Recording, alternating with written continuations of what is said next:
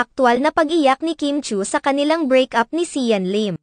Kabilang sa mga ibinahaging larawan ng actress-host na si Kim Chiu sa kanyang 2023 recap ang larawan niya na umiiyak. Kaagad na umani ng samut-saring reaksyon at komento mula sa mga netizens ang ibinahaging 2023 recap ni Kim Chiu kung saan ibinahagi niya ang mga series of photos kung saan makikita ang kanyang mga pictures na kuha nitong nakaraang taon. Kabilang sa mga pictures ay ang larawan ni Kim Chiu na umiiyak.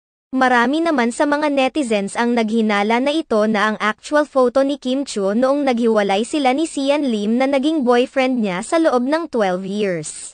Ayon naman sa ilang mga netizens na ang pagbabahagi na ito ni Kim Chiu sa kanyang mga masasakit at masasayang karanasan sa kanyang buhay sa nagdaang taon ay nagpapakita lamang kung gaano katatag ang aktres sa pagharap niya sa bawat hamon na nasa kanyang dinadaanan.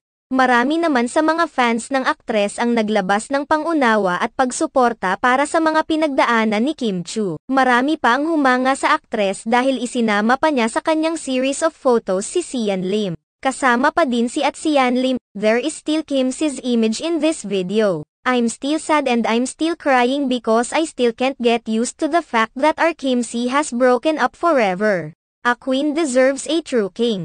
You're blessed, because you're kind and loving to the people around you. Narito ang video.